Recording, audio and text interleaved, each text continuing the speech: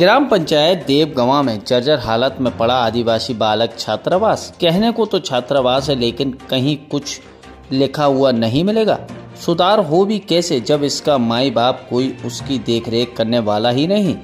सुनने में आया है कि यहाँ छात्रावास अधीक्षक हैं, शायद छात्रावास उनके रहने काबिल नहीं है, इसलिए वो बदरा में रहते हैं। कभी कभी बच्चों की देखभाल के नाम से आते हैं, फिर वापस बदरा लौट जाते हैं। छात्रावास के बच्चे जब तक मन करे छात्रावास से बाहर खेलते रहते हैं।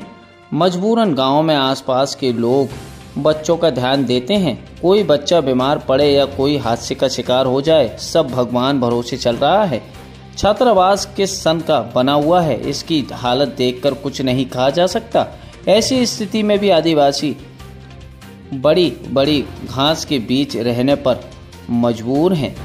छात्रावास अतिरिक्त भवन निर्माण कार्य शुरू किया गया था, लेकिन राजमिस्त्री के साथ गंभीर हादसा होने के कारण वर्तमान में निर्माण कार्य बंद पड़ा हुआ है। आपको दिखाते हैं आदिवासी छात्रावास का आंखों देखा हाल। ताला लगा हुआ है, ये सामने देख लीजिएगा। तो और क्या कहते हैं, पता नहीं ये कब खुलेगा कब नहीं। जबकि बच्चों का एडमिशन होता है तो बच्चे छात्रावास में आ जाने चाहिए कायदे में, जो अभी तक नहीं आए हैं। और नहीं, यहाँ के सुनने में पता लगा है कि यहाँ के जो हॉस्टल अधीक्षक है वो बदरा में रहते हैं, यहाँ नहीं रहते हैं। आते हैं, देखते हैं, चले जाते हैं बदरा। आइए अब आपको यहाँ पे छात्रावास के सामने नल लगा हुआ है, हैंडपम्प बच्चों के लिए इसका हालत क्या है आपको दिखाते हैं। ये देखिए, ये जर्जर हालत खुला, इसमें पानी वानी का कुछ नहीं है। और अभी जबकि जगह जगह नलों का सेंटर आया था, नल जगह जगह लगाए गए छात्रावासों में, लेकिन यहाँ का नल अभी तक नहीं लगा। क्या कारण है ये सब अधिकारी जाने। और आपको और भी दिखाते हैं। ये देखिए, ऐसे इसमें ये छात्रावास है, इसको देख लीजिएगा। ये समझ में नहीं आता है, टॉयलेट है कि ये बाथरूम है बच्चों का, इसमें पूरा कबाड़ भरा हुआ है।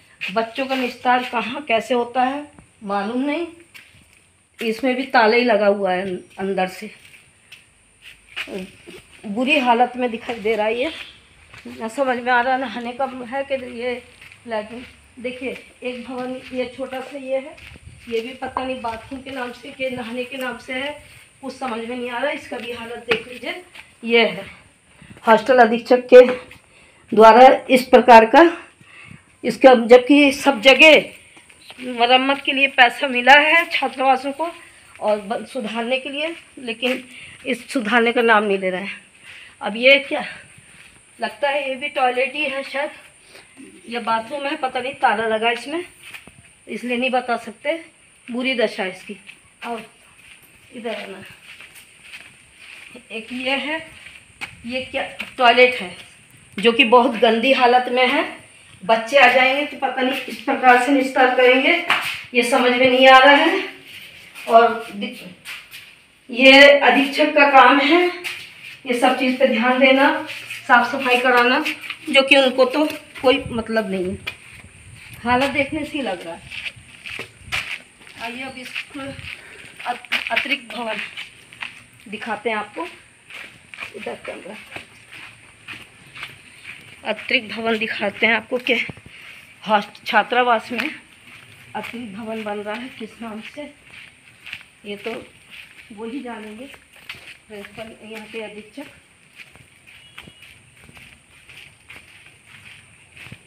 और आपको क्यों दिखाना चाहते हैं उसका भी पीछे कारण है। ये अतिरिक्त भवन बन रहा है छात्रावास के सामने, जो अभी कुछ दिन पहले यहाँ पर एक घटना हुई है। यहाँ पे मिस्त्री भी इसको बनाने में, इसका निर्माण करने में गिरा है ऊपर से, और उसका पैर टूट चुका है, और वो गरीब अपाहिज बन के घर में पड़ा हुआ है, और उसको अभी तक किसी ने सुध ही नहीं ली है। और वो पता नहीं कब तक उसका पैर ठीक होगा या किस प्रकार से वो परिवार पालेगा। ये सब प्रशासन को और ठेकेदार को ध्यान देना चाहिए।